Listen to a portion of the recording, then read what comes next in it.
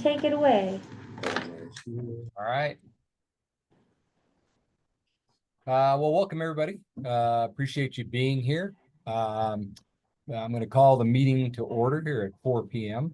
But like to make an acknowledgement first. We meet today on settled indigenous land, which is traditional territories of the Chinook peoples of Wasco, Wishram, Warm Spring, and Grand Ronde tribes. Let us honor this land as traditional native stewards, past, present, and future, and strive today to embody a commitment of cultural equity and reconciliation, ecological conservation, and sustainability. In the spirit of this, I hereby call this meeting to order at 4 p.m. Tia, will you, we have agenda additions, correct? Correct. For some reason, I got something that was updated with the previous agenda on it, so I'm going to switch to the appropriate agenda. I'm sorry about that. But the staff has informed me that they would like to add to the agenda items 6 resolution and action items. So C, officer elections, and D, approval of eligible check signers. Can I get a motion to add those to the agenda? So moved. Okay, we have a second. Second. Any further discussion? And then Amy, we have to add officer elections. There's something else we have to add there? It's just the officer elections and the approval of the eligible check signers. Okay, so we're good. Yeah. All right, great. Tia, will you take roll call? Greg, Chair. Here. Megan Ramey, Vice Chair. Tamara, Secretary. Here. Megan Larrabee. Elazar. Here. Gisela. Here. And Matt. Here. All right, all yours, Greg. Thank you, Tia. Appreciate that. Agenda item number 3 is approval of the June 20th, 24 meeting minutes. Those were included in your packet. Hopefully everybody had time to review. Are there any changes that anyone would like to make? Okay, hearing none. I'll entertain a motion to accept the minutes. So moved. Thank you. Jammer, do we have a second? Second. Thank you, Matt. Any further discussion on the minutes? Okay, all those in favor, please say aye. Aye. Any opposed? Okay, chair votes aye, and minutes have been approved. Now's the opportunity for public comment. We're on to agenda item number 4. Do we have any public there?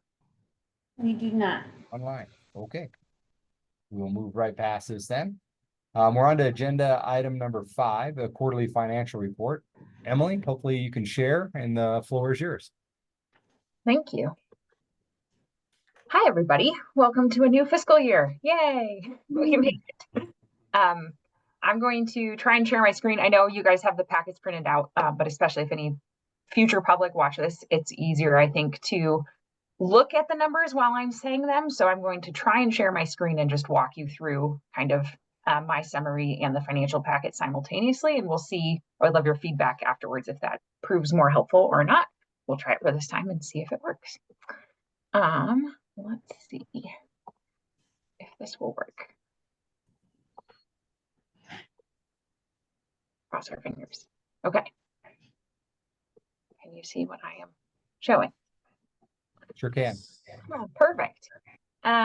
So you should have received the packet, the regular quarterly financial packet, as well as my summary. And I'm just going to walk kind of through all of it in a brief overview of the balance sheet and the statement of activity. Keep in mind that this is a preliminary financial report analysis because it is unaudited and we haven't, finished everything necessary to say that these are final numbers. So keep in mind this is preliminary, but we should, as far as I know, we've included pretty much everything. So for the statement of financial position, the district closed the year with about $1.6 million. Emily, Yes, We are, however, looking at a split screen. yes, We're looking at the memorandum. Is that the way you intended to? yes. Okay, all right. I just thought you could follow from my summary and the statement kind of at the same time. So hopefully that is easier, but if that's too complicated, let me know. So $1.6 million is how you guys closed the year. That's a $613,000 increase from the prior year cash balance. The main difference being that we rebalanced a lot of your accounts this last year. Management had gotten board approval to open its own LGIP account instead of keeping their money at the Hood River County LGIP account. So that's been the biggest change. And we also got a couple big deposits right at the very end of the year. So our operating account actually was kind of high, but since then, most of that has been moved to the LGIP account, which earned 5.2% for the month of June, which is great news that we're now making all of our own interest in keeping it. For liabilities, the credit card outstanding at the end of the year was about $1,800. Last year, that was $7,800, so about a $6,000 increase. Other liabilities being accrued payroll, so that was actually for retirement contributions that were withheld during the month of June and not remitted until July. I think they drafted actually on July 1st. So those have since been paid, but they were outstanding as of June 30th, and that was not reflected in the prior year's numbers. So all of that brought our total equity or fund balance, which is what it's considered in governmental accounting, to just about $1.6 million. Most of that is unrestricted, about 1.3 million is unrestricted, but 256,000 is restricted between STIF funds and asset sale funds, either vehicles that have been sold that we have to then use those monies for future vehicle purchases, or some donations that we haven't yet expended into new vehicle purchases. So that's our $1.6 million of equity for the year.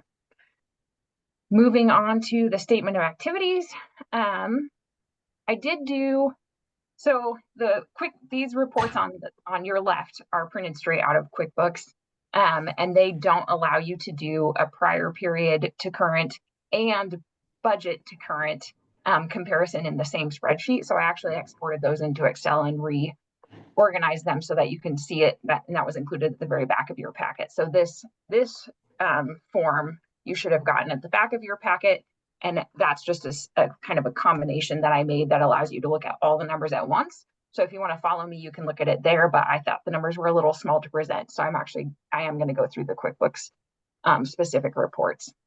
We did have somebody comment that the headings at the top of this report were a little misleading because the percentages compare different things between the two.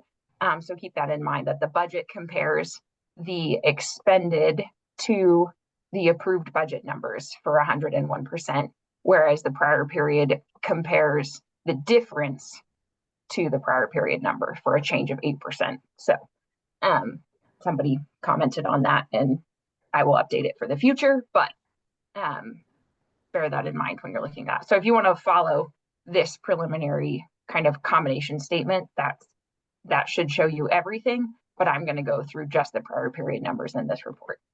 So total revenue for the year was about $3 million. It was almost exactly the same as prior year, the difference of like $3,400, which is pretty impressive, actually.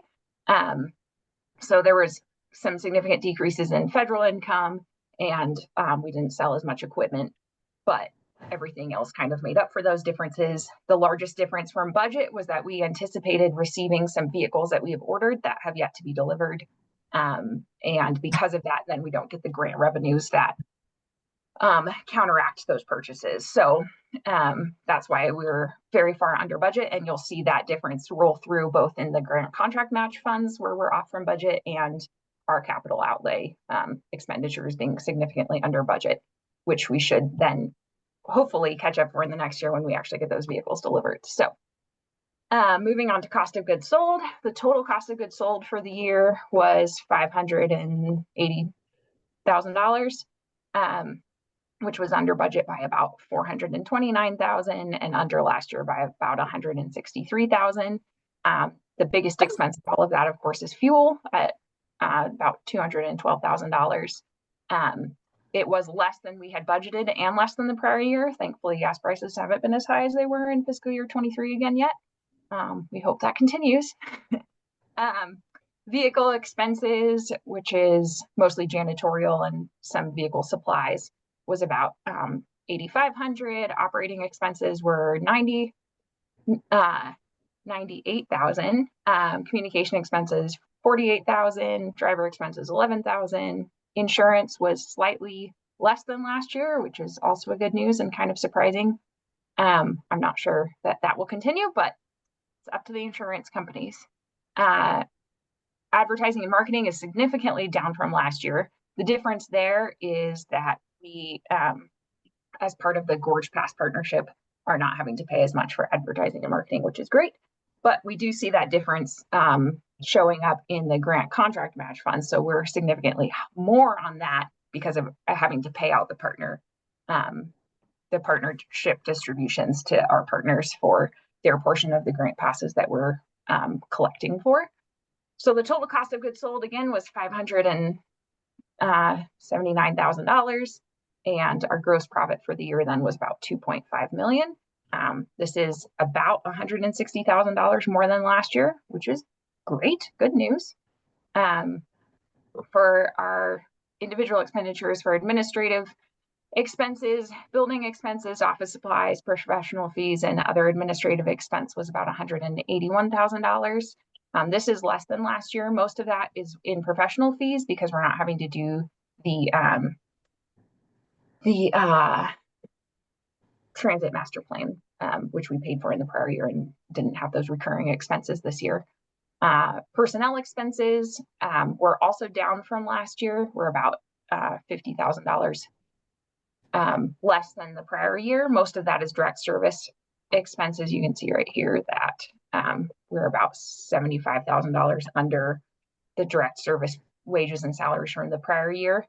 Some of that is reduction in service, but most of it is actually that administration has been working very hard to streamline and simplify our routes and just reduce redundancies. So there were not as much unnecessary personnel expenses this last year as there were the prior year, which is also good news. Capital outlay for the year was about just under $70,000. Most of that was the HVAC unit that was installed into the district office. And that brings our total net income to $615,000, which is a good year for us. Good news. Other notes, the accounts receivable this year were, let's move down here. Keep in mind that accounts receivable and accounts payable are accrual-based reports, so they're not reported anywhere else in the financial statements.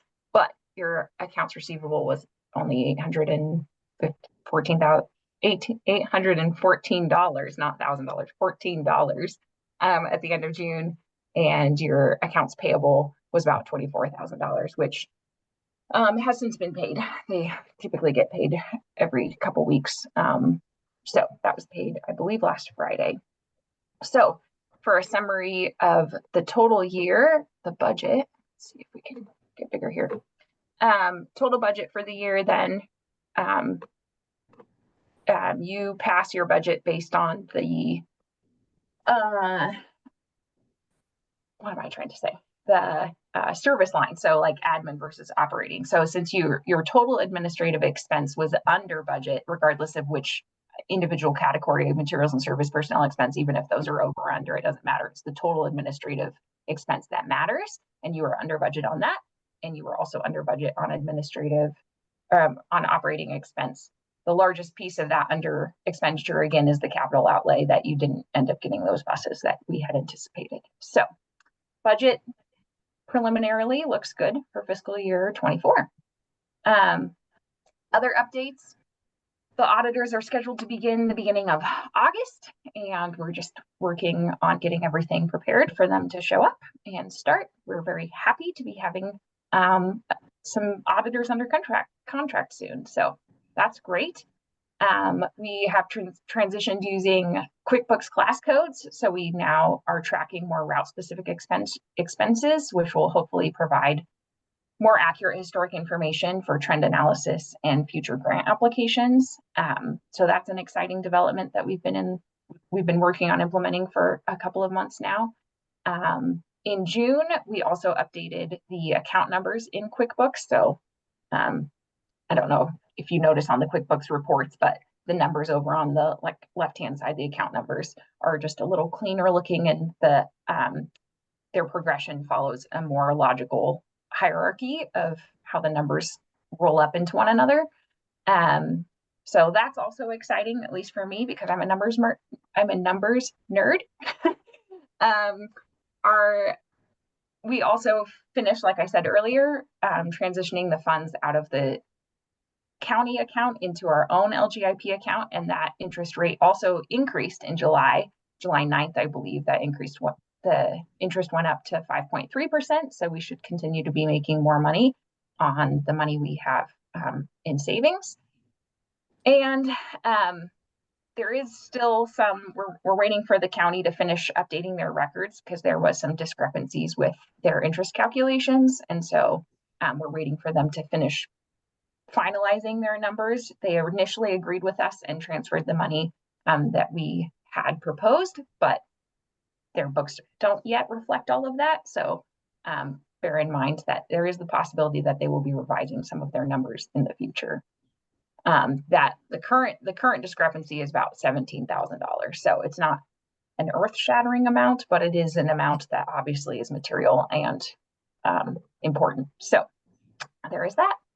I think that is everything I had to go over. Does anyone have any questions or comments, corrections, differences?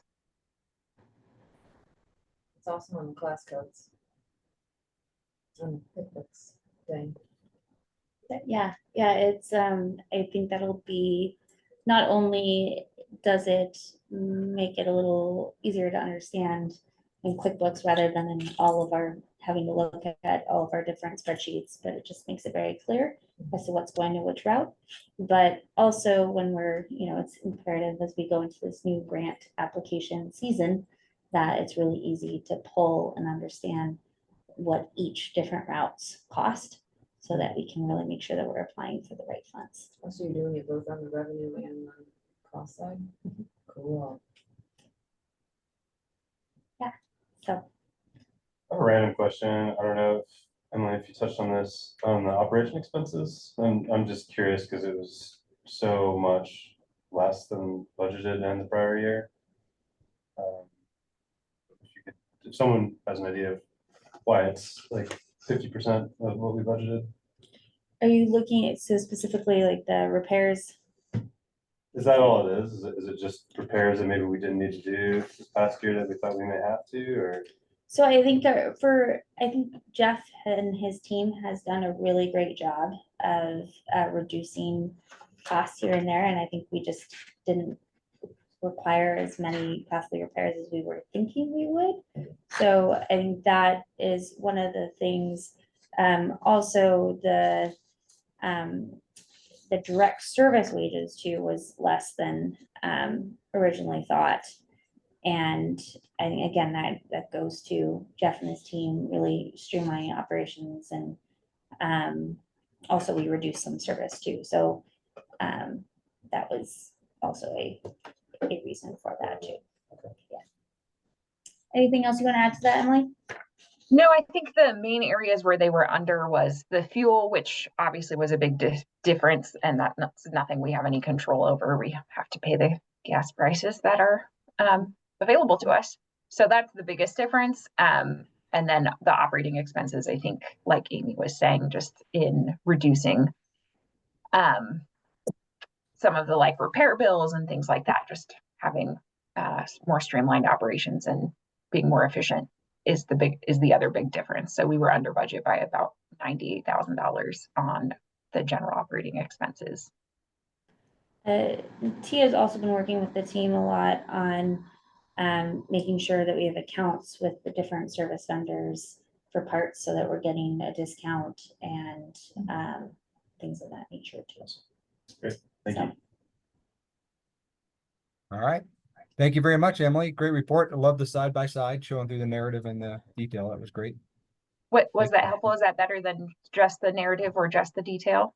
Yeah, because you could follow, I could follow along in 3 different places. So I was confused at first, but not confused, but I didn't think you meant to do that, but that was perfect. Okay, It perfect. also helps Emily because next time I'm not gonna print out all the paper, so I think we'll be able to save some paper that way too. Spent this down, all right. Yes. Thank you. Efficiency. Really appreciate that. No problem. Thank you, everybody. Okay. You're free to go, I think, Emily, unless there's anything else you want to stay on for. No, I think that's it. I really appreciate your Okay. time. Thank you, everybody. You're welcome. Thank you. Thank you. Thank you. We're on to agenda item 5A, and as Emily alluded to, it looks like we need an auditor update, Tia. Yes, so I wanted to just provide a little more update on the status of the auditor. We did receive one response, and that is after releasing the RFP as well as extending it. The response we received was from a firm, Seeger Lewick. They're out of Salem. Due to us only receiving that one response, and the very high demand of auditors, we jumped on it very quickly, and Amy has been working on finalizing a contract with them. But in our communications, they have set a date of August 5th to begin the audit, and they are going to start that by they'll be here to do a 3-day in-house meet and greet and start the audit process that way. So, and so far I've been very impressed with them. They already have a large amount of the background documentation uploaded into their system, and making sure we're ready to roll. So that's very promising. Did they fit in the budgeted amount? They did. Okay. It is more than we were paying for our previous auditors, but that was expected and included in our budget. Okay, thank you. Any questions at all? Oh, and you guys also should be receiving an email from them here probably within the next week if they haven't already sent it out, for the conflict of interest and stuff from them as well. So be expecting that. And just to clarify, all board members or just the all board members? Okay, yes. Okay, thank you. All right, on to agenda item number 6, resolution and action items. 6A is the STIF Advisory Committee member application. Emily, please go ahead. Yes, so as we discussed last time, we are getting ready for the next STIF committee advisory round of meetings, I guess is the best way to say it, the next year, and ensuring that we have all of our up-to-date members on there and the required amount that we need per state regulations. One of our SIF advisory committee members who's been with us for a long time, Lexi Stickle, she works for Pacific Source and has been a really great addition. Her term has ended, and the request is to appoint her to another term for another 3 years. She is really a great advocate for seniors and low-income individuals and has always been very active in this committee and very helpful. So the ask is for the board to discuss or vote on approving Lexi Sickle for another term for the SIF Advisory Committee, and the recommendation is. Unless anybody has anything to discuss, I'll make the motion to approve her for another term on the STIF Advisory Committee. Okay, thank you. Do we have a second? A second. All right. Thank you. Any further discussion? Okay, all those in favor to electing Lexi again, please say aye. Aye. Aye. Any opposed? Okay, chair votes aye. That passes. We're on to 6B, approval of tobacco-free facility. Amy? Yes, so this has been in the works for a while to make us not only a no smoking facility, but also tobacco free to go one step further. However, we just had the opportunity to make it a little bit more clear. And then also the county is going to be giving us some free tobacco-free signs. So it just seemed like a really good opportunity to make our policy more robust and specific, but also get some free signs that say tobacco-free facility instead of having our paper no smoking signs that we currently have on the facility. So in your packet, there was a draft policy. Our current policy is simply that HRCT is a non-smoking facility. This includes the use of electronic cigarettes and vaping devices. Places outside the office may be designated as smoking areas. Smoking is limited to these areas. Please do not smoke or vape within 10 feet of any entrance, exit, window, or air intake device. If any employee is concerned about the areas designated, that individual should speak with the appropriate supervisor.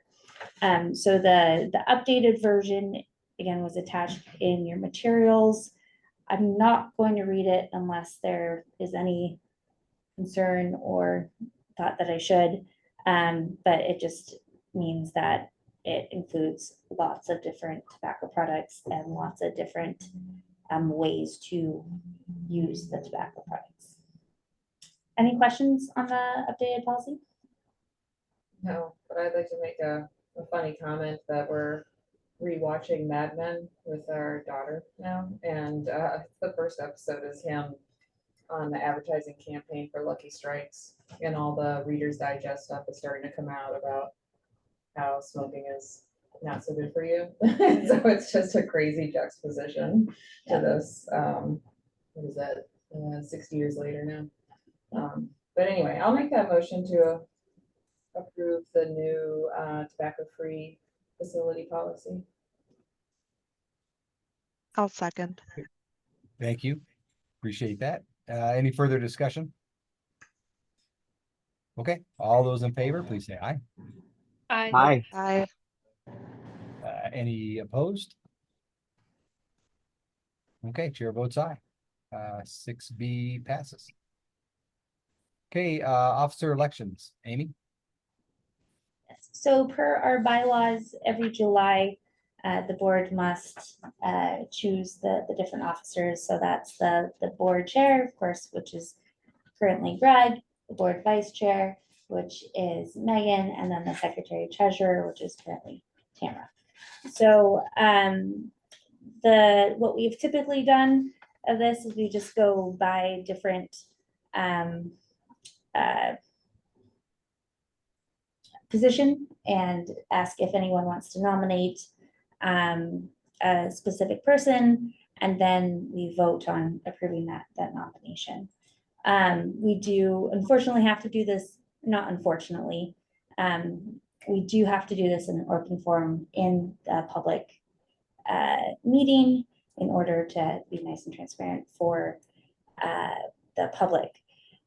So I guess before we go into that process though, is there any current officers who right now may want to step down for the next year, maybe because of time commitments or any other reason?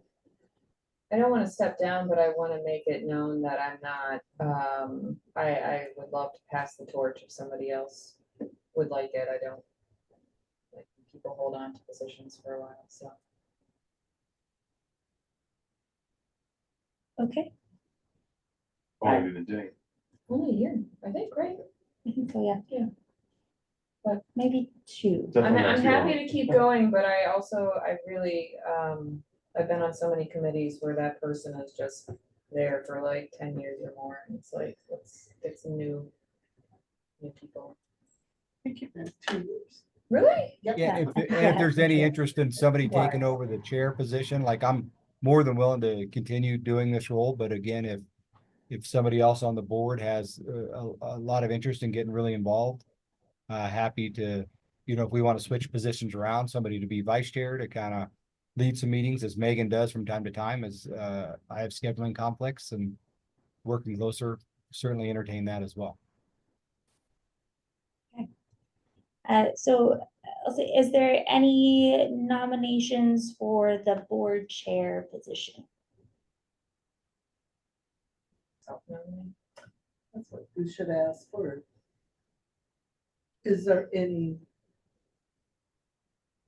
Yeah, I mean, include self-nominations or anybody would like to be that person. Yeah, I believe we can include self-nominations, and the big piece is that all board members, you know, Right.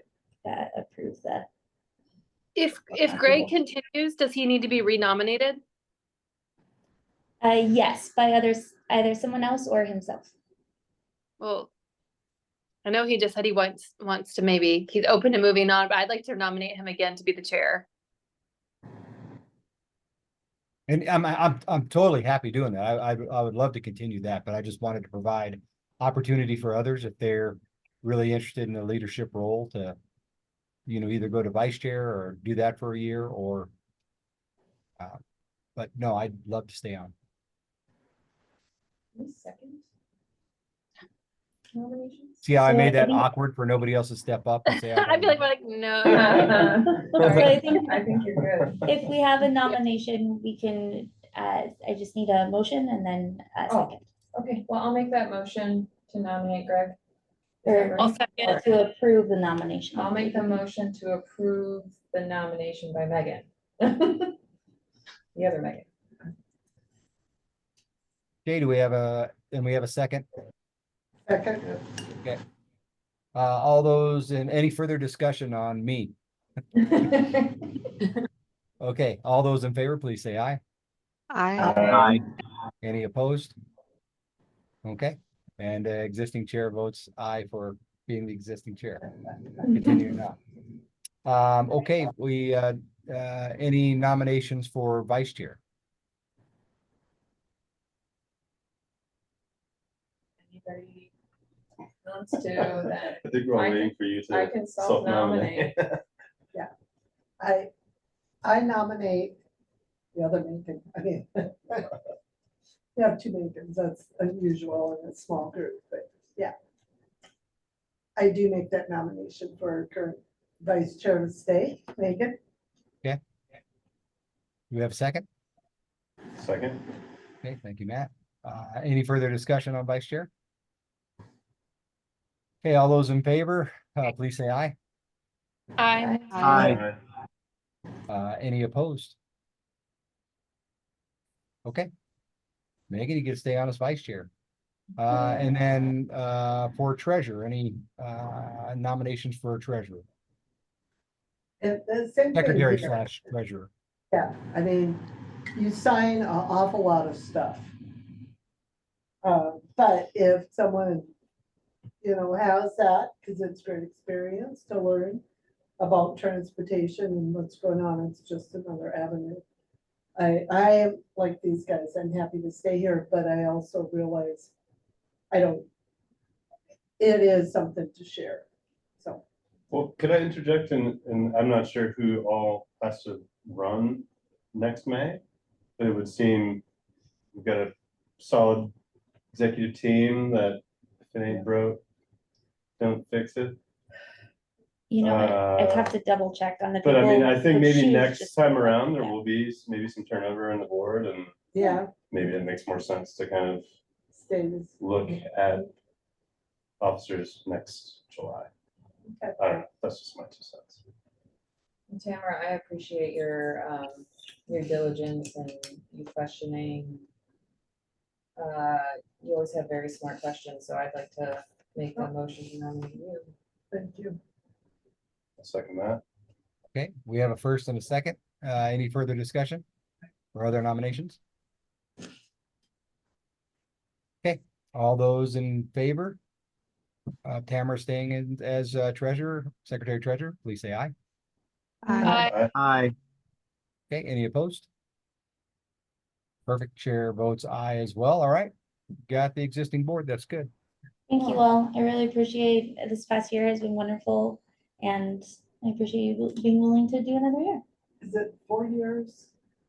The term or term? Yes. Okay. Yeah. I would like to know this question about the, I'm pretty sure I am. I know that my seat is up. I'm assuming it's usually 3 or 4. I would assume because there's 7 of us. Yeah, I think it's a 4-year but- term. Yeah, it is 4 years, but you were a little different because you were appointed by the board. You weren't necessarily Yeah, and then elected. his term was up in 25. Yeah. So I believe it's, and again, I'll double check and I'll send it out, but I think it's Greg, your role, and then Megan. Okay. But I'll So- confirm that Gisella, Elazar and I were all voted in, more. You were all recently, elected in 23. yeah, just last year. Okay. And then on to 6D, approval of eligible check signers. Amy, That is not applicable anymore because it's all the same check stamps. that's perfect. Nobody needs to sign a check. Okay, well, Tamara signs a lot of checks. Okay, on to agenda item number 7, operations manager report. Jeff, are you ready? Yeah, I'm ready. Okay, cool. Overall safety score, we got a 97, slightly down from last time. It's due to very slight increase in speeding and increase in harsh events. The cool thing about the harsh events with those new cameras I talked about last time was actually able to review 2 of them, and one of them was a driver was light turned yellow and they slowed down really fast. Not a huge deal. Glad he stopped.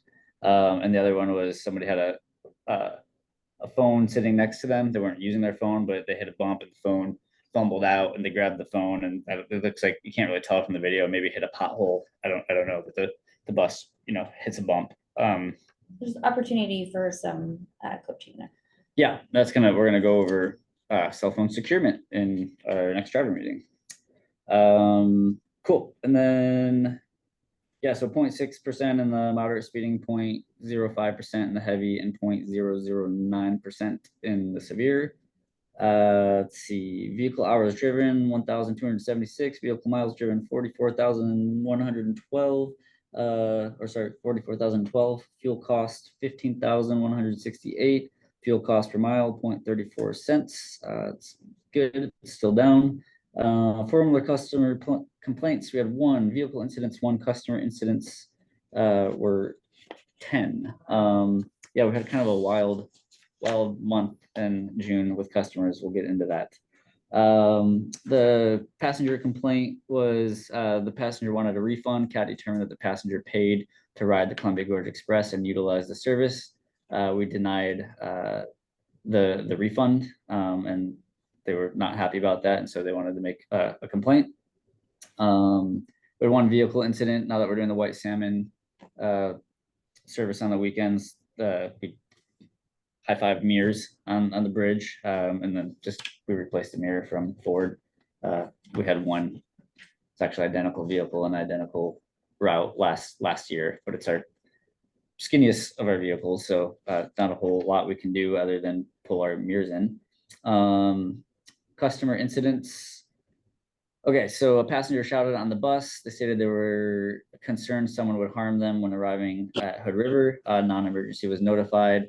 And I was actually on duty for that one, and the passenger actually wandered off of our property, and I recalled non-emergency to just do a wellness check on the individual. They did not follow up with us. My interpretation was they seemed under the influence of something. Passenger was speaking loudly on their phones. They stated that they wanted to kill everyone in town. This passenger was previously trespassed. No additional issues with this rider. This person seems to be going in and out of, I guess, jail. So we'll see them for like a couple days, and then they disappear again for a while. So they're not currently trespassed, but we have not seen them since. They're one of the ones we kind of keep an eye on and make sure we're checking in with drivers when we notice them back in town. Okay, another passenger tried boarding the bus with what they claimed to be a toy gun. When the driver refused to let them on, they tossed the toy gun into the bushes. Police were called to investigate the toy gun. Again, police didn't follow up. Yep. Passenger at Gateway had a large knife and was acting erratic. Driver refused service. Police were notified. This rider was trespassed from our service due to reoccurring problems. They are still trespassed from our vehicle. There was a camper in the lower lot. They were living out of a school bus. We asked them to leave, and they actually were pretty good about it and cleaned up all of their mess and left. And then we had another passenger that was talking about gang colors and harming people and devil worshiping on our bus. I actually reviewed the video. The passenger wasn't, acting aggressively, and just sounds like they were just talking about inappropriate things. They are a reoccurring rider, and we haven't had any other issues with them since that. Other happenings, new bus stops. If I may Hold just it. Yes. add. Yep. Go ahead. Did I get that right? Where the police did not come and check out the toy gun issue?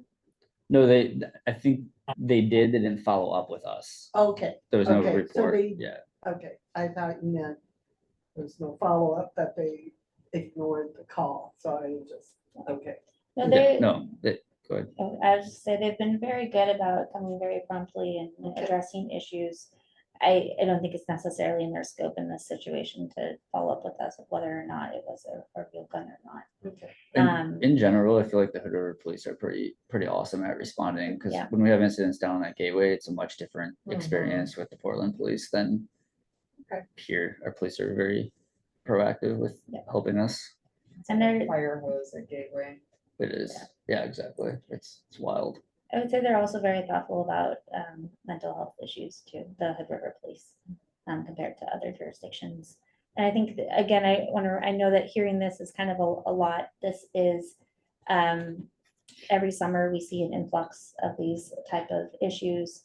And we've really just been focusing on honing in our processes when these happen. And from what I have seen, our team has followed those to the letter, which is amazing, which have helped ensure that all riders and drivers are safe. Also, we've increased our training on how our drivers kind of deal with these different passengers, and we will continue to identify opportunities to ensure they have all the resources they need for these type of things. So I'm happy that the stop is back at the regular spot Me too. for multiple reasons, but this is one. Like Yeah. it was kind of sketch. Waiting there a couple times. It was so hot. There's just blackberry bushes everywhere and you can't pass each other on sidewalks. So I never thought that Gateway, like being at Gateway would be considered nicer, but it actually is, because there's a place to sit. I love that big tree right there. That's just like a nice refuge. And their security it's easier to flag their Oh, attention there's when like we're at. 5 or 6 of them walking around all the time. Yeah. So we are very glad for that and hoping that there's a reduction in the amount of infrastructure updates that is needed there. Yes. Cool. Okay, moving on to the other happenings. New bus stops. As we talked about, we implemented the 3 new bus stops and they are going well. Just reporting that Mount Adams, they will not be servicing the 5th and Cascade stop. They're going to continue using 4th and Columbia as more of like a flag stop. Reason is that they thought there was just too many changes for their agency and didn't want to reprint their schedules at this time. Did they say, are they planning on moving in the future? In the future, yeah, Right. it's mostly a flag stop for them. Or it Cool. is a flag stop. Let's Did you see. get any pushback on those stops? Not after we implemented them. No. Yeah, it's been going well. Hood River bridge closure, as we all know, it's the bridge was hit. It's mostly impacting our employees. We did cancel 1 weekend of white salmon service when the weekend that it happened. And yeah, we're just working with our employees to have people switch shifts so they can make the bridge closures. And so far it's been mostly successful. There's a couple that have a slightly longer drive, but they're willing to do it, so it's nice. Cool. One of our field supervisors is leaving, Thomas, and we hired a new field supervisor. We did an internal hire with Rob Berg, so he will be working with us and starts next week. So excited about that. But we're not excited about Thomas leaving, but we're excited about Rob starting. We're excited that Thomas said he has a great opportunity to continue some education. So that is great. And that's why he's moving to Arizona. So that's the reason. Cool. Mechanic update. We are very excited that we have a new mechanic or mechanics. It's a team. Today was their first day. We maybe cried of happiness a little bit, but yeah, seems like they're doing a great job. Is he down there right now? Or is that just a third party person? No, that's them. Oh, yeah, cool. Yeah. I like wanted to say something to him when I walked by, because that bus is up and running soon. Yeah, so that's their goal. I think they literally worked on all of our long lists today instead of just working on one vehicle. They were really strategic with their time and how they're approaching everything. It just feels very, very professional, and we're excited to have the opportunity to work with them. They seem excited as well. Employee of the month. Yeah, Becca. Becca is our one and only dispatcher and the main greeter for all of our passengers that walk into the building. She has exceptional organizational skills and strong relationships with members of the community. Becca consistently lightens the office mood with her positive energy and is always eager to learn new things, including driving. We are grateful to have her on our team.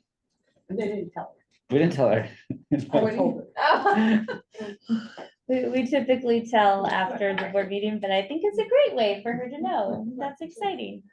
And she's bilingual. Yeah, she's She's bilingual. bilingual. Because I said, oh, congratulations, and she's like, what? Huh? Yeah. Yeah, she's awesome. I get, just today, somebody from one of the moms from the bike club was like, oh, I would love to talk to Rebecca about, I don't know, it's just, she knows a lot of people. Well, she has such a great handle on all the things that even if I answer the phone and I say, hey, how can I help you? Like, is Rebecca there? Yeah. And they won't talk to me. They won't, Yeah. they won't do anything. It's like, I have to talk to Rebecca. Yeah. So she is Believe it. quite a fixture here. Cool. Special rider report from a ridership report from Amy. Well, so I was looking at, so I think obviously with our June ridership, it's we're increasing percent change compared to previous month is about 19%. And then change compared to same month previous year is 5%. So that's going well, but I really wanted to hone in on how are we doing year over year, as we have finished the last fiscal year 24. And before that, we just have had our ridership of how we've compared with fiscal year 23 and the one prior to that. So I dug into the numbers a little bit. The change from fiscal year 22 to fiscal year 23 was about 15 to 20%. So that was a really big jump. We've been seeing this really large increase year over year after the pandemic, which is wonderful. And then we expected it to taper off a little bit. So it did plateau just a tad this year. So we had a 5% increase. However, when you dig into those numbers a little bit more and you think about we transferred the Dow's service from us to the Link, that's 5,000 riders right there. So if you factor in that and then the fact that we reduced the Hood River Connector service as well as the Class K blocks, we've made up that difference of those riders we might have lost from those services. And we've gone close to 4,000 over or gained 4,000 more riders than the fiscal year 23. So while it seems like it's tapered off a bit, it's still very promising and we're going in the right direction. So I saw that and wanted to share that. And I will be updating on the graphs and be sending them to all the people now too. One of my favorite things to do in July. Any questions? Is that everything, Jeff, on the operations report? That concludes the operations report. All right. Thank you very much. Appreciate that. Amy, you want to give us an executive director report? I would indeed. Okay, so the first thing that I have on my list is the transportation collaboration update. This is for informational purposes only. However, I am asking the board, and it looks like I did not print my little notes, but that is okay. It's an informational update, but I am asking the board just kind of confirm that I'm going in the right direction. As you may remember, about a year ago, I came to the board letting them know that the city council, the Hood River City Council, was considering updating their taxi ordinances to allow Lyft and Uber to operate in the city of Hood River. At that time, the board stance was that they support the local taxi businesses and want to ensure that if they want to be an advocate for to ensure that there's no negative impacts by TNCs for increasing safety issues in the downtown core, but also not increasing for private vehicle ridership or private vehicles. But also recognizing that there is, if there is demand, and if the local taxis are not meeting the capacity is not meeting the demand to ensure that people can safely get home and are not drinking or driving, and if Lyft and Uber is the answer to help reduce that, then they understand. Did that, I'm sorry, I had it very more clearly written down. Is that still reflective of your thoughts? Do I have that appropriately? Yeah, I think we also talked about curbside management a little bit in ensuring that if we're going to accommodate rideshare providers, that they have places that they can pull over and they're not pulling over in crosswalks. I mean, that was one of my biggest concern, because that's naturally where they pull over, because there's no dedicated spot for rideshare pickup in town. And then also prior to that, when we need a bus stop, that should happen that should be prioritized higher than the rideshare service accommodation. But other than that, you got everything. Okay. Great. Greg, Megan, Isla, Elzar? I feel like it still reflects my opinion, or yeah, my position. Yeah, I Okay. agree. I think it reflects my opinion as well, and from what I recall from our meeting about a year ago. I mean, and to Megan's comment, I mean, do most places have designated? I mean, with this town our size, which seems pretty small, I can see how it would be a problem, but I can't imagine. I don't know. I'm trying to think back of places I've been to have, besides like the airport, where there's truly, or New York City, where there's truly designated pickup zones. Are Astoria has them, and it's yeah. smaller than Hood River. Okay. Yeah, the city has to choose whether they want to maintain like paid parking, or they, I mean, it was in the downtown parking study. This was one of the strategies that the city was supposed to do before they even think about building a parking structure, is they need to accommodate curbside space for rideshare providers. So it's it's nothing new. Okay. I mean, I think it was new. I just didn't know how. I wasn't aware of it all. That's a best practice, as well as providing spaces for like delivery vehicles and like that type of thing. Okay. Sorry, so I'm not familiar with this. There was a study done by the city where they looked at Downtown parking, like capacity supply and demand. Yeah. was there a conclusion on the Yes. space to fill here with taxi services? Oh, well, the taxi, I mean, it was more like talking about curbside management and whether there's space that the city, like, essentially the city, even regardless of public opinion, there's ample parking supply right now. So they said, the parking consultant said that they could afford to allocate curbside to rideshare providers. Okay, so maybe like the last spot on the corner gets to be. Yeah. And that's great for daylighting of the intersections too, because then daylighting is where the vehicles can see if somebody needs to cross. Yeah, I mean, that's a Versus- problem all over downtown, Yeah. isn't it? Right. So with that study, did that include bumping out from the, look? Okay. Crosswalk homes?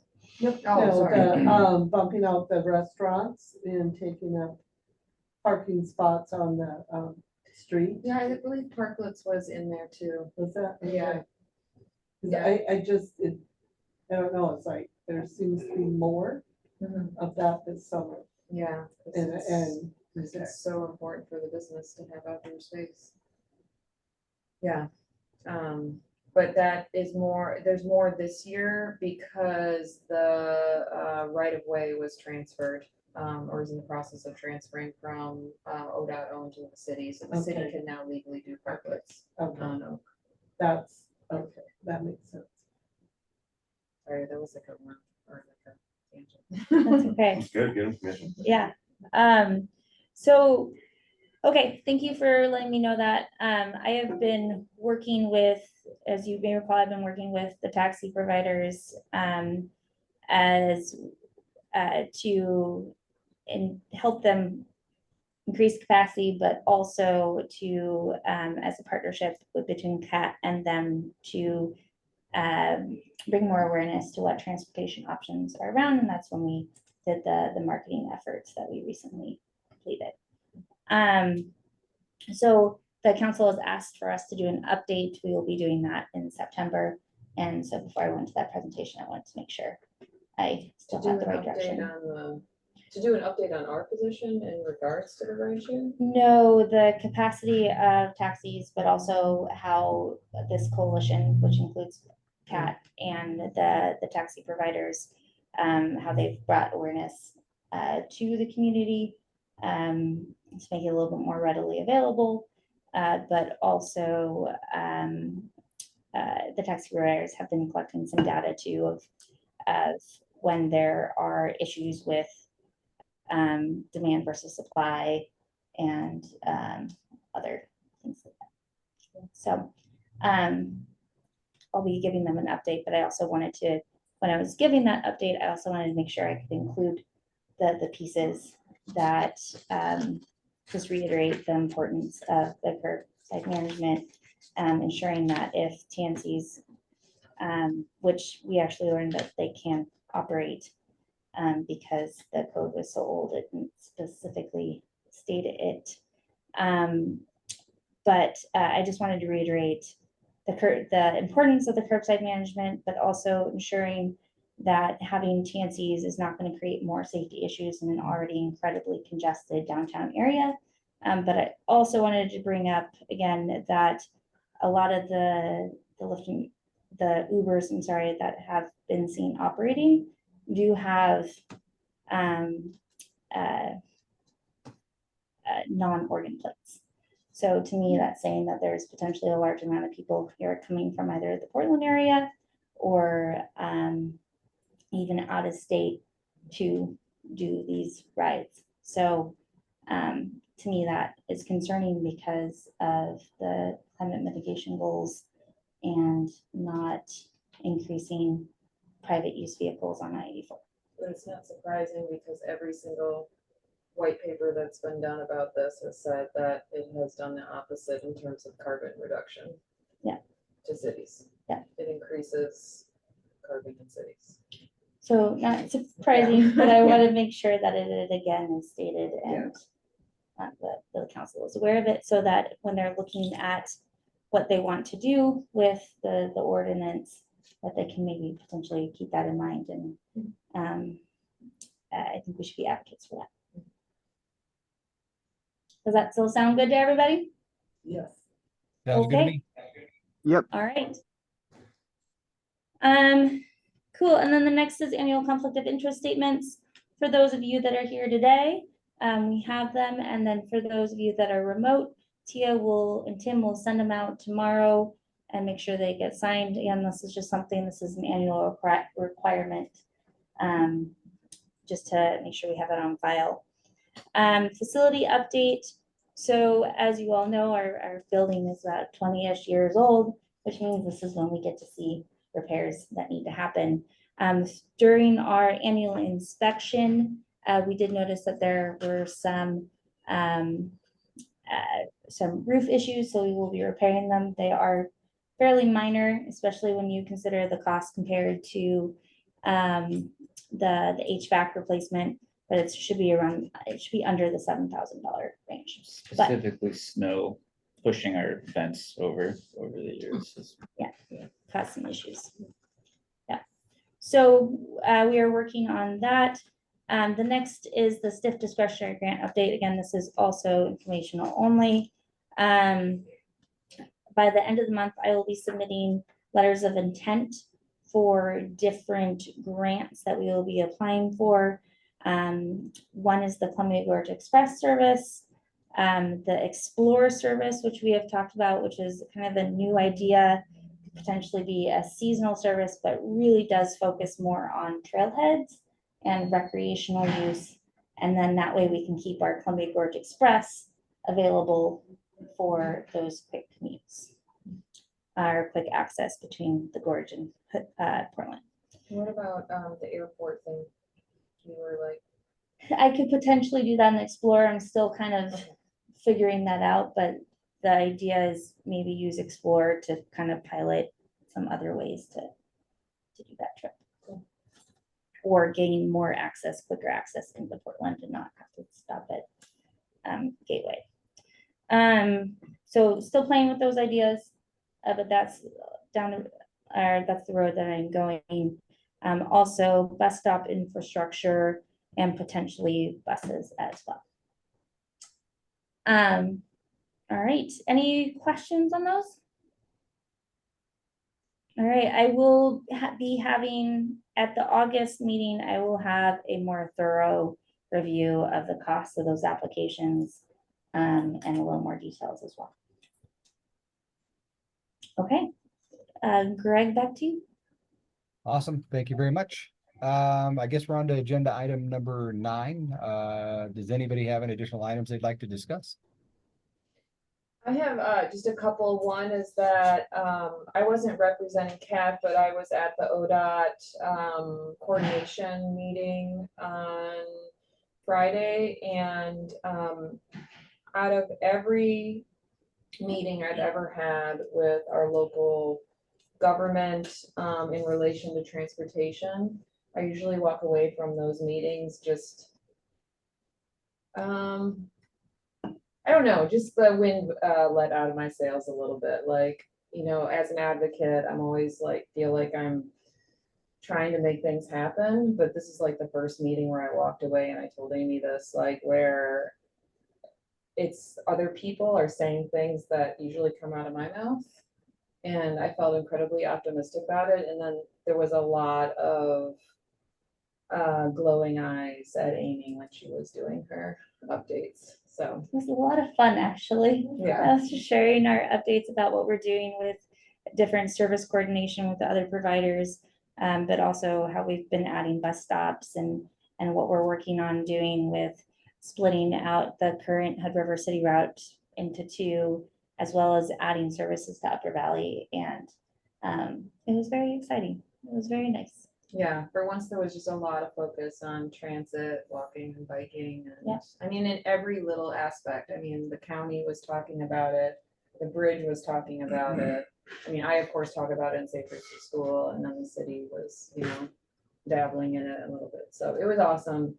But the second thing I wanted to quickly ask is about the Gorge Pass for students. Yes. When is that? When did they start getting their passes? And when did they expire technically? So the ones that they have now should expire in September. So they should still be good. Okay. And then there's on August 13th, there's a back to school resource fair. Yep. So we're gonna be You are there. gonna be there, Yep, okay, I and got we'll- it. Who's gonna be there, do you know? Sarah and Becca is Okay. my hope. I need to coordinate with them, because I'm not gonna be there. Okay. And to do like, I just need to, A give dual them thing. some things about safe routes to school. Yeah. I figured they would be, Yeah, cool. go ahead and, Reach you out to have- Sarah, yeah. Yeah. And you can CC me, but okay. she's really heading that up. And then I have a meeting set up with the school district.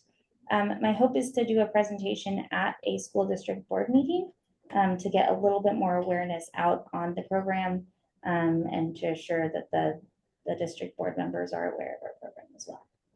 Wonderful. Yes, so more to come on that, but that is our goal. If a student has lost their pass, Unfortunately, we can't replace it. got it, Yeah, yeah, it's fine. okay. Any other, oh, sorry, Greg, didn't mean to. I only had two things. One was great to see the CAT members like Sarah out there at the 4th of July parade, doing the whole thing and seeing the CAT bus and throwing candy. Very impressed to Oh, see that. great. Oh, I've got pictures. I'll send them out. Okay. Both Becca and Sarah dressed up in purple tutus and it was wonderful. Oh, nice. Anyways, Yeah, but it was good to see Beck out there. And is it Tim who was the driver? yes. Pastor? Okay, yeah. And then two, I know for last meeting minutes too, we had talked about, should we put out on social media that we have this board meeting? I don't know that I saw a post on that. Is that something that we're gonna do? Yeah, I'm sorry that slipped by us. Tia, can you make sure that's on Asana so we don't forget about that? Yeah, we may have to let you go for that kind of behavior, Amy. Sorry. I understand. I get it. Facebook posts, we have a lot of followers. We gotta keep them updated. Gotta keep them updated. But I believe that was Tamara's suggestion, but I think it was a good one and we should do it on a regular basis, but That was That'd be- not, comments. I apologize. That was, the intent was Well, not to and let that slip. Totally Yeah. forgot about it till, yeah. I'm looking for it now. Sounds good. Okay, any other discussion items from the board? Okay, any upcoming events? So the only one that we should be on here is the STIF Advisory Committee that's coming up in August. Both Isela, Elzar, and Megan, they're all on the committee, and I believe I've gotten acceptance of the meeting invite by Isela and Elazar, and I know that Megan wasn't available. But that's the main thing that's coming up. For the August board meeting, can we have the exact information on the Dow's meeting for sorry, I'm saying this wrong, the statewide transportation tour that's happening? Yes, It's gonna be in the Dalles on September or something, I and believe it's mid-September. I have a meeting with McHead and the link on Monday to discuss it, and then I will add that. I will be Thank you. going with Lisette, who's like the me of Wasco County, and we're gonna be megaphoning Safe Routes to School funding. But it's, I think, really important to do transit because all ODOT is kind of focused on right now is making sure that they have money to repair and, yeah, because everything is just like their budget, it's a huge crisis.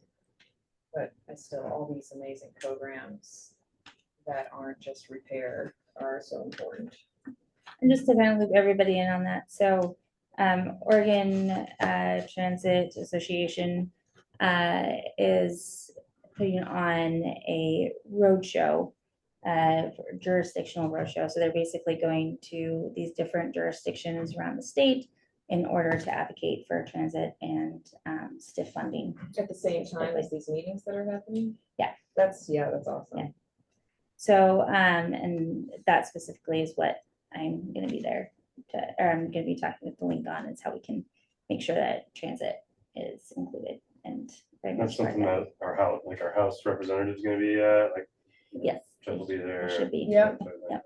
Yeah, Yeah. and so there was one in Portland, so we're technically in Region 1, which is part of Portland. But, you know, Portland is its own beast, and then the closest one to us is the Dalles, which they're Region 4. But that one makes the most sense for us to go to. So, and I'll include ways to, that makes sense to be included for you all if you would like to join them and interested. Yeah. So I know you'll be there, but it would be great for other representation too, if there's interest. Yeah, because Jeff will be there. Yeah. He's the chair of the transportation. What is he? And he's a former CAT board member. He's the minority leader, but All right. Yes, Yeah. All right. Okay, no other events? All right, agenda item number 11, I'd entertain a motion to adjourn. I second. Yeah, Wow. that was efficient.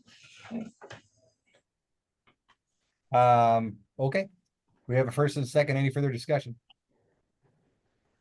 All right, all those in favor, please say aye. Aye. Any opposed? Okay, chair votes aye. Meeting's adjourned. Thank you very much, team. Appreciate it. At 5:11 PM. Thank you. Thank you. Thank you, everyone. Greg, sorry if I embarrassed